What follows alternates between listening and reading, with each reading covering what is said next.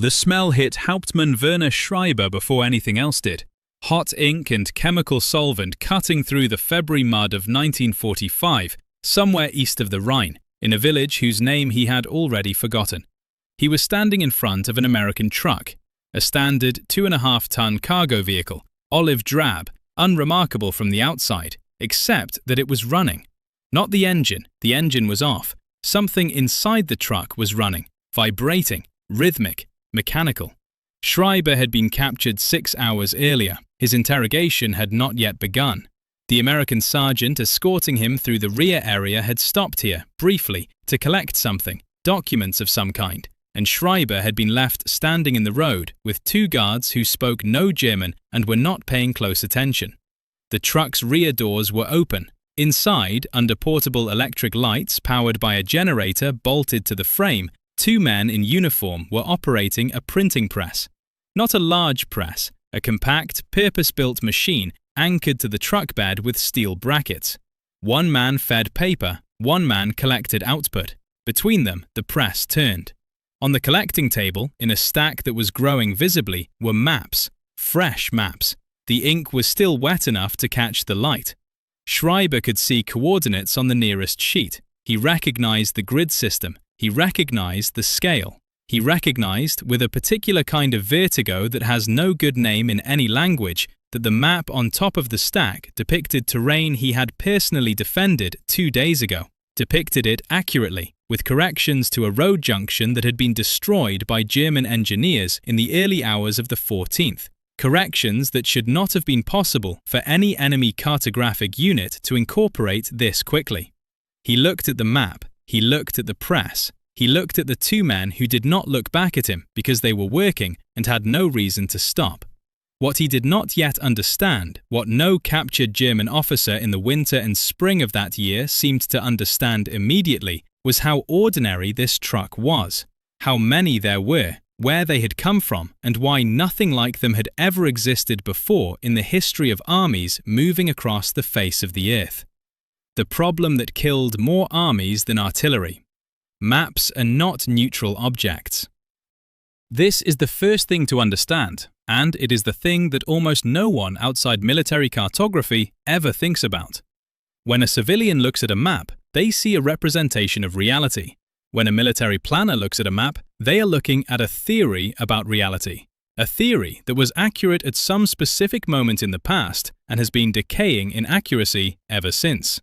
The older the map, the more dangerous it is. Not because it's useless. Old maps contain real information about terrain, elevation, river depths, road gradients. Those things don't change quickly. But the information that actually kills people in combat, bridge status, road conditions, ford locations, minefield boundaries, enemy unit positions, that information has a half-life measured in hours, not weeks. Every army in the 19th and 20th centuries understood this problem. None of them had solved it. The Prussian General Staff, which built the most sophisticated military cartographic apparatus of the 19th century, understood that their maps were always behind reality. Their solution was the Generalstab Charta, a standardized topographic survey of Central Europe, maintained and updated by a permanent corps of trained surveyors. By 1870, the Prussian military had mapped virtually every road, bridge and significant terrain feature in Germany, France, and much of the Austro-Hungarian Empire to a standard of accuracy that no other army could match. When the Franco-Prussian War began in July of that year, German commanders were operating from maps that their French counterparts simply did not have. Hold that detail. The French army in 1870 was fighting in France, their own country, and they had worse maps of it than the Germans did. This was not an accident of neglect. The French had maps. The problem was that their maps were a product of a different philosophy. Maps as administrative documents, produced by civil survey organizations for civil purposes, updated on civil timescales. The German maps were a product of a military philosophy. Maps as operational tools, produced by military surveyors for military purposes, updated as frequently as the threat required. The lesson of 1871 was noted by every major military staff in Europe. The British, the French, the Austro-Hungarians, the Russians, All of them reorganized their military survey departments in the following decades. All of them invested in topographic mapping programs. All of them understood that cartographic superiority was a genuine form of military superiority. But none of them fully absorbed the second lesson, the lesson that the terrain itself was only half the problem. The other half was the tactical overlay, the information that got written on top of the terrain. Unit positions, obstacle locations, engineer work, enemy movement. That information couldn't be surveyed in advance. It had to be collected in real time, processed in real time, and distributed in real time. And in the 19th century, and well into the 20th, no one had a system for doing that at scale. The standard solution across every major army was hand annotation. You took a printed base map, the topographic survey, and you wrote on it.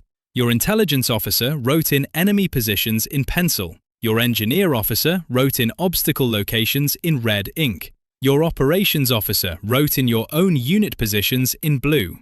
The result was a map covered in handwriting, with layers of information that had been added at different times by different people. Some of it still accurate, some of it already obsolete, none of it clearly dated. When you needed to share this information with another unit, you either sent a liaison officer carrying the annotated map in person, or you had a clerk copy the annotations by hand onto a fresh base map, which introduced copying errors and then sent that. If you needed to distribute the same information to 10 units simultaneously, you needed 10 clerks making 10 copies, each copy slightly different from the others, each copy degrading the original information a little further. This was the system. This was the system that every army in the world was still using, in its essential form, at the outbreak of the Second World War in 1939.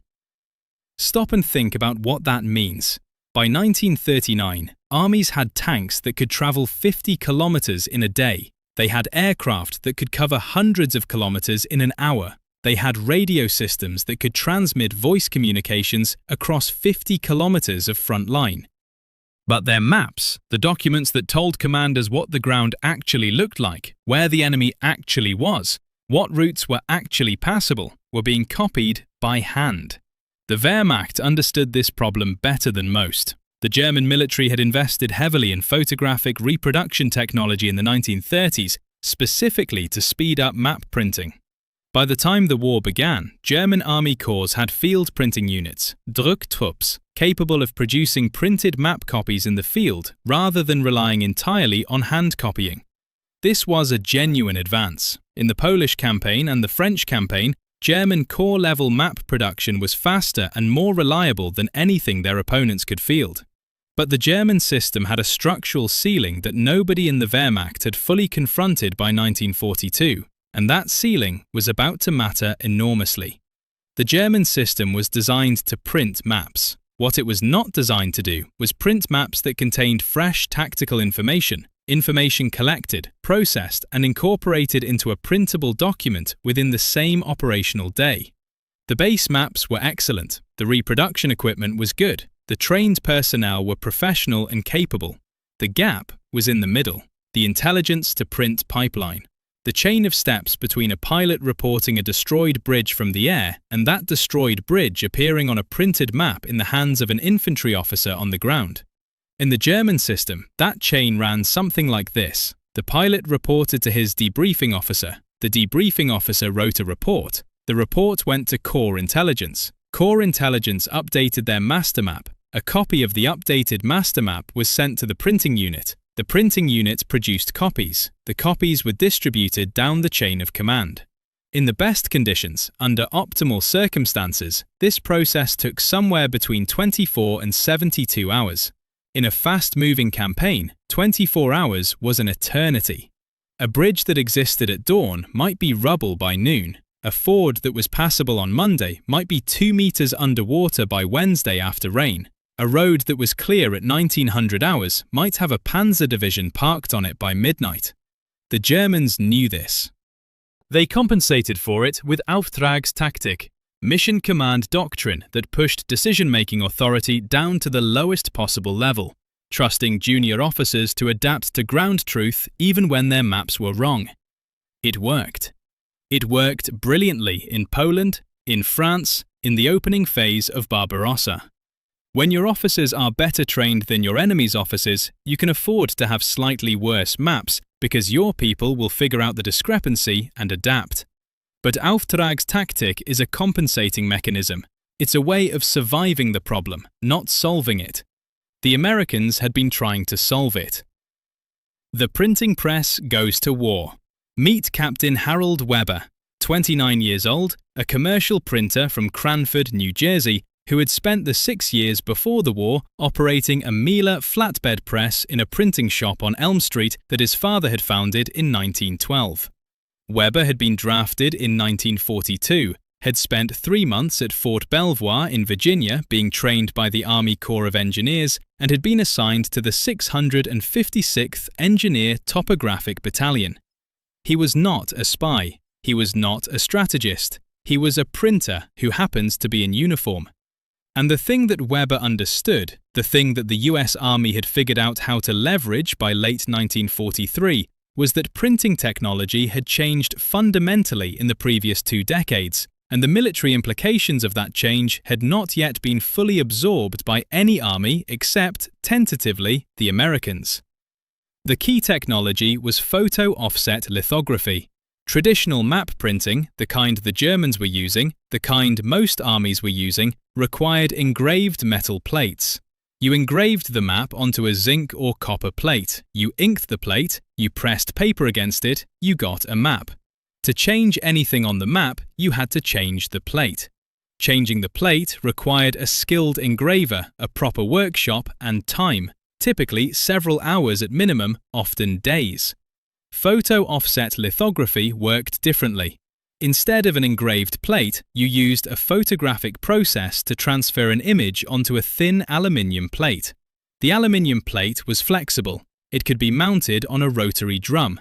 The entire process, from original image to plate ready for printing, could be completed in under 2 hours by a trained technician working in a properly equipped vehicle. Stop and think about that.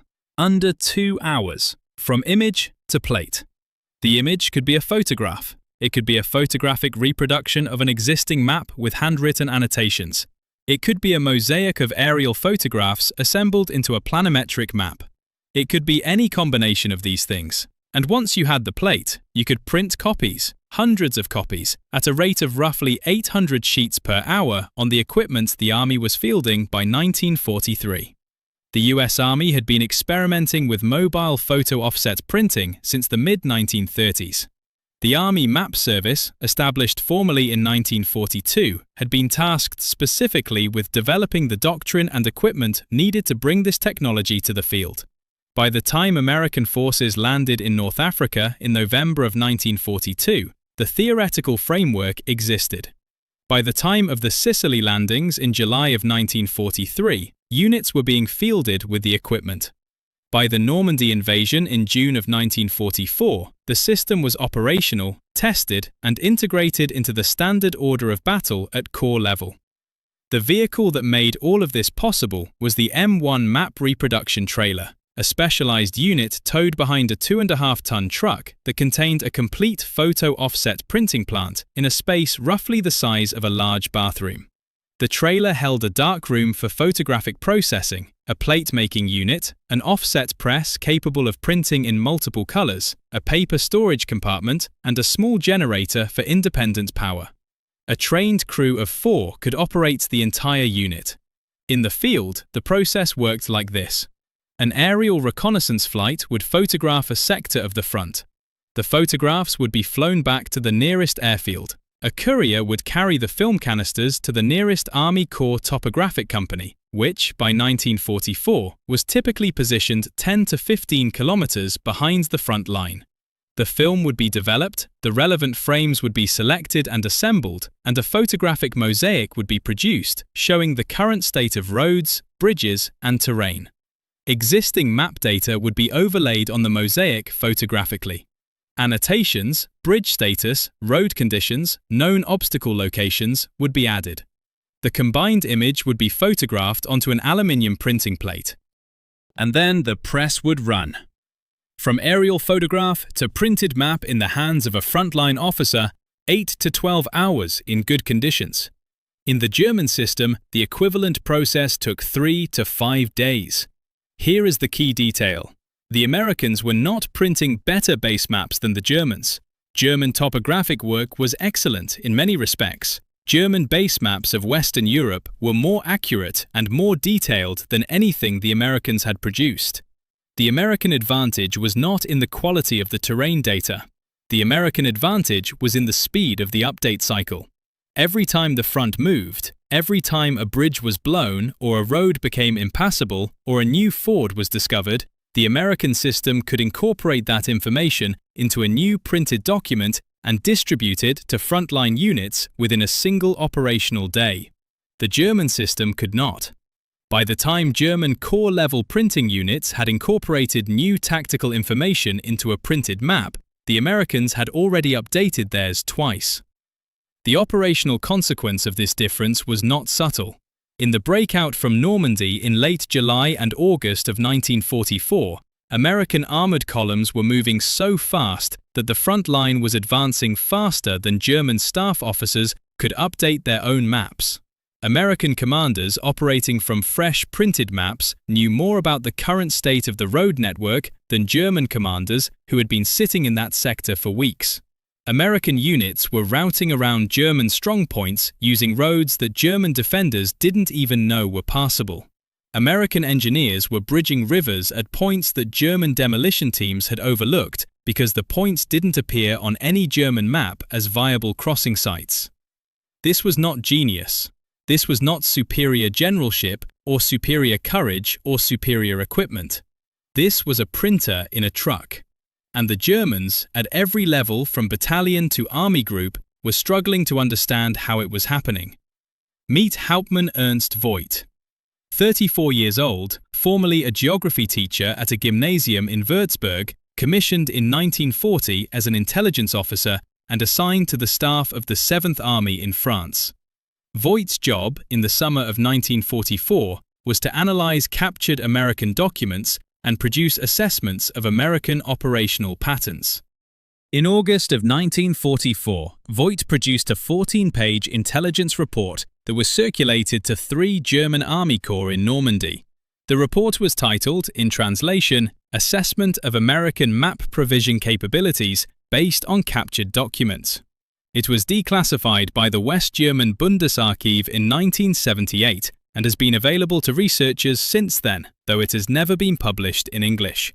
Voigt's central finding, stated in the second paragraph of his report, was this: the Americans appear to be printing tactical maps at a frequency and a level of currency that we cannot currently match or explain with existing knowledge of their logistical system. He was right. He just didn't know why. Часть третья. What Voigt couldn't see from the outside. The thing that made the American system genuinely revolutionary and genuinely invisible to German intelligence analysts like Voigt was not any single piece of technology. The technology itself was not secret. Photo offset lithography was not an American invention. The Germans knew what it was. Several German printing firms had been using the process commercially since the 1920s. The Wehrmacht had field printing units that used photo offset techniques for certain applications. What Voigt couldn't see, because it wasn't visible in any single captured document or any single piece of captured equipment, was the doctrine.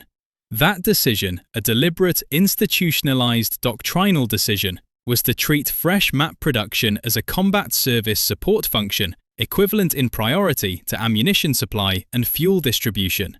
This sounds obvious in retrospect. It was not obvious at the time. No other army in the world had made this decision at this level of institutional commitment. What it meant in practice was this: every American corps had an organic topographic company. Every topographic company had at least one M1 reproduction trailer. Every topographic company had trained personnel whose entire job was the intelligence-to-print pipeline. And every topographic company had a standing order, a standing order that fresh maps were to be produced and distributed to frontline units on a cycle not to exceed 24 hours when operational conditions permitted. 24 hours. That was the standard, not the theoretical best case, the standard. The Germans had no equivalent standard. German corps-level map production was responsive. You printed maps when you needed maps, when the tactical situation had changed enough to justify the effort. The American system was continuous. You printed maps on a schedule, regardless of whether anyone had specifically requested them, because the system was designed on the assumption that the tactical situation was always changing and that someone always needed a fresh map even if they didn't know it yet. This is the difference that Voigt couldn't identify from the outside, because it wasn't a technology difference or a resource difference.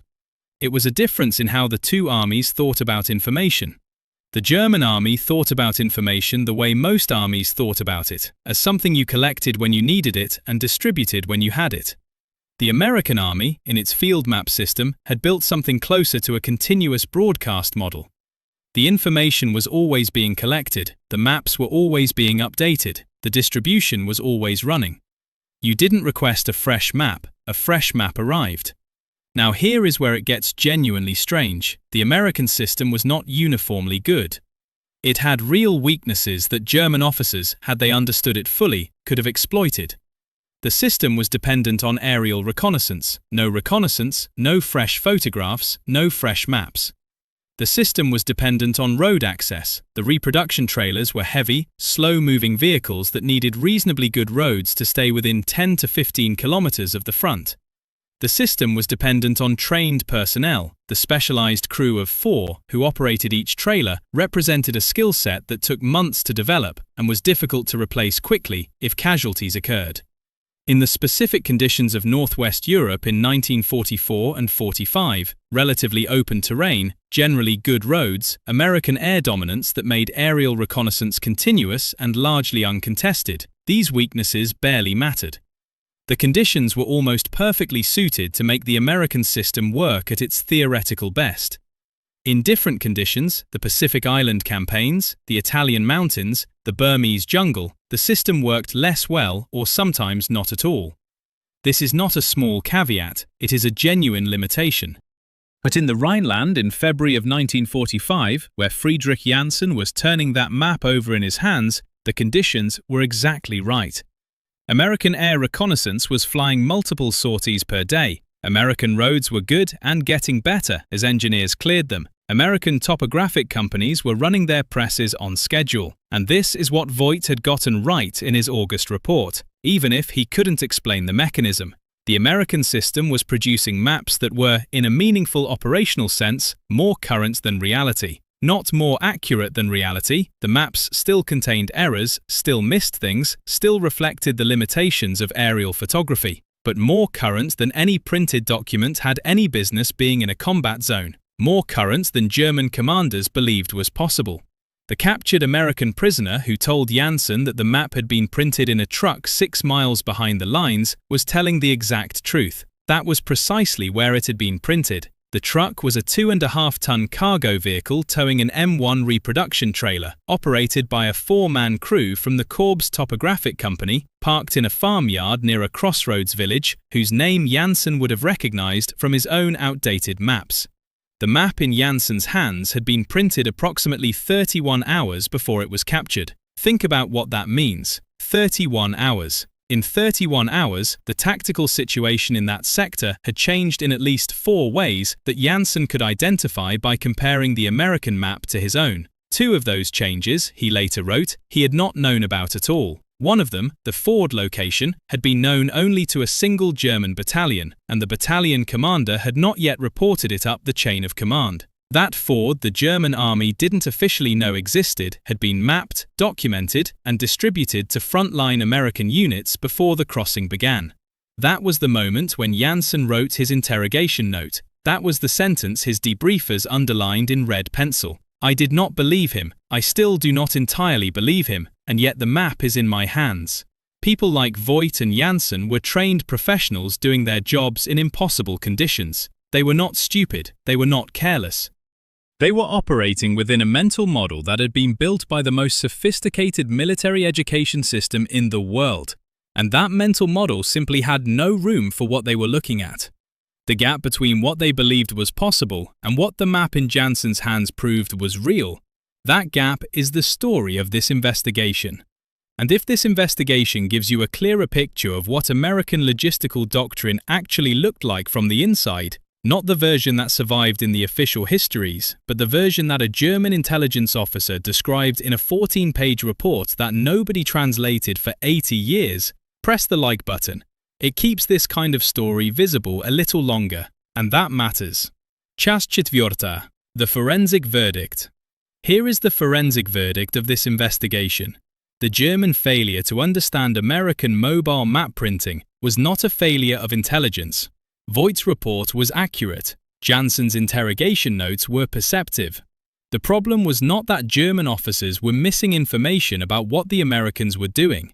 The problem was that the information, when it arrived, did not fit within the framework of what German military doctrine said was logistically possible. This is a specific and important kind of failure. It is not ignorance. It is not stupidity. It is the failure mode of a system that has been optimized so thoroughly for one set of assumptions that it cannot process evidence that contradicts those assumptions, even when the evidence is sitting in your hands. The German military had built its logistics doctrine around a fundamental constraint. Information takes time to process and distribute, and that time cannot be compressed below a certain threshold without degrading the quality of the information itself. This was a reasonable assumption in 1939. It had been a reasonable assumption in 1914. It had been a reasonable assumption in every war the German military had ever studied. That assumption had been attacked directly and methodically. They had not attacked it with a technological breakthrough that the Germans couldn't access. Photo offset lithography was available in Germany. They had not attacked it with resources the Germans didn't have. The M1 reproduction trailer was not a complex or expensive piece of equipment. They had attacked it with a doctrinal commitment, a decision to treat information currency as a combat priority equal to ammunition and fuel, and to build the entire logistical structure of map production around that commitment.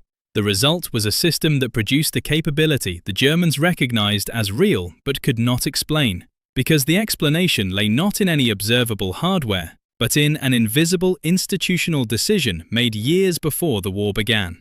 Let's be specific about the numbers. A German core-level printing unit in 1944 could produce approximately 400 printed map copies per day under field conditions, working a standard operational schedule. An American core topographic company with 2 M1 reproduction trailers could produce approximately 3,000 printed map copies per day, roughly 7.5 times the German output. But the raw output number misses the real difference. The German 400 copies were updated, on average, every 3 to 5 days. The American 3,000 copies were updated on average every 18 to 24 hours. If you multiply frequency by volume, the American system was delivering approximately 15 to 20 times the information currency of the German system. Not 15 to 20% better, 15 to 20 times better. That ratio had operational consequences that compounded over time. In a static defensive situation, the kind of war the Wehrmacht was increasingly fighting by late 1944, the American advantage was significant but manageable. If you're not moving, your maps don't go stale as fast. German defenders operating from 2-day-old maps of a sector they had been sitting in for a week were not badly disadvantaged. But in a fluid situation, a breakout, a pursuit, a river crossing, the American advantage became decisive. The faster the front moved, the faster American maps updated, and the faster German maps became useless. The American system was designed for exactly the kind of fast-moving operational tempo that American commanders were trying to create and German commanders were desperately trying to prevent. This created a feedback loop that nobody in the Wehrmacht had anticipated. American commanders, operating from current maps, could make faster decisions with more confidence. Faster decisions meant faster movement. Faster movement meant the front changed more rapidly. More rapid change meant German maps became obsolete faster. Faster obsolescence meant German decision-making slowed down because commanders were operating from increasingly wrong information. Slower German decision-making meant the Americans could move faster still. The map in Janssen's hands was not just a piece of paper. It was evidence of a system that was accelerating while the German system was decelerating, and the gap between them was widening every day. Now, the myths. The most common version of this story, when it appears at all in popular history, frames it as a technology story. The Americans had better printing equipment, therefore they had better maps, therefore they won faster. This is wrong in a way that matters. The technology was not the differentiator. What differentiated the American system was the decision to use the technology continuously rather than responsively. The decision to staff the topographic companies with enough trained personnel to maintain a 24-hour production cycle. The decision to position reproduction trailers close enough to the front line to receive fresh aerial photography within hours of a reconnaissance flight. These were doctrinal and organizational decisions, not technological ones. The second myth is that German map production was simply inferior across the board. It was not. German base maps of Western Europe were, in many cases, superior to American base maps of the same terrain. German topographic survey work was meticulous. German printing quality was high. The German failure was not in the quality of their cartographic work, it was in the frequency of update and the speed of distribution. The third myth is that the Americans figured this out during the war. They did not. The doctrinal framework that produced the M1 reproduction trailer and the Corps Topographic Company had been developed through the 1930s by the Army Corps of Engineers and the Army Map Service. The key personnel, people like Harold Weber and the other commercial printers and photographers who were drafted into topographic units, brought civilian skills that the Army had specifically identified and recruited for. The system that Janssen encountered in February of 1945 had been in development for nearly a decade before he held that map. What happened during the war was that the system was tested, refined, and proven. What happened during the war was that the men who ran it learned to operate it under conditions that no peacetime exercise could fully simulate. What happened during the war was that the doctrine met reality and, by and large, held up. Harold Weber survived the war. He returned to Cranford, New Jersey in the summer of 1945, went back to the printing shop on Elm Street, and spent the next 31 years running presses that printed commercial materials for businesses in northern New Jersey. He gave one interview about his wartime service to a local newspaper in 1968, in which he said that the most satisfying part of the job had been the knowledge that what came off his press in the morning might save someone's life by afternoon. He died in 1983 at the age of 69. He is buried in Cranford. Ernst Voigt, the Würzburg geography teacher turned intelligence officer, survived the war as well. He was captured by American forces in April of 1945, spent 18 months in a prisoner of war camp in Louisiana, and returned to Germany in 1947. He went back to teaching geography at the same gymnasium in Würzburg until his retirement in 1972. His 14-page intelligence report was among the documents captured by American forces when they overran the 7th Army headquarters in April of 1945. It sat in the U.S. National Archives for more than 3 decades before a researcher at the University of Maryland found it in 1978 and noted its significance. Voigt died in 1981. He never knew that his report had been found. Friedrich Janssen's post-war interrogation transcript is held in the records of the U.S. Army Military History Institute in Carlisle, Pennsylvania. Janssen survived the war, was briefly held as a prisoner of war, and was released in late 1945. His subsequent history is not recorded in any source available for this investigation. His interrogation notes, however, are. And the sentence that his American debriefers underlined in red pencil is still there, still underlined, in a folder that anyone with a researcher's credential can request from the archive. I did not believe him, I still do not entirely believe him, and yet the map is in my hands. Here is what that sentence actually means, stripped of its surface bewilderment. Janssen was not confused about the existence of mobile printing. He knew printing technology existed. He was not confused about the concept of field printing units. The Wehrmacht had them. What he could not reconcile, what broke the model, was the gap between the theoretical capability and the demonstrated reality. The map in his hands showed information that, by the logic of his entire professional understanding of military logistics, should not have been on a printed document yet. The ford that only one German battalion knew about, the bridge demolition from 3 days ago, information that was still moving through the German reporting chain had already been printed and distributed on the American side. The prisoner's answer, a truck 6 miles back, was the correct answer. It was a simple answer. It was an answer that Janssen's debriefers wrote down without apparent surprise, because to them it was obvious. Of course it was a truck. That's where the press was. That's how the system worked. The gap between "of course it was a truck" and "I do not entirely believe him" is the gap between two different theories of what information is and how fast it can move. One side had built a system around the theory that information could move faster than anyone thought, if you committed the resources and the doctrine to making it move faster. The other had built a system around the theory that information moved at a certain pace determined by physics and logistics, and you compensated for that pace with better officers and better training. Both theories had produced effective armies, but in the Rhineland in February of 1945, one of those theories was holding a fresh printed map, and the other was holding a piece of paper it couldn't entirely believe.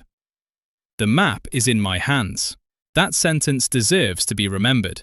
Not because it represents a failure of German intelligence, it doesn't. Not because it represents an American triumph of technology, it doesn't. It represents something more specific and more durable than either of those framings. It represents the moment when a professional soldier, trained to the highest standard his country could produce, encountered a system built on an assumption he had never questioned, and discovered that the assumption was wrong. That is not a German story or an American story. That is the oldest story in the history of organized conflict, the moment when what you know meets what is true, and what is true wins.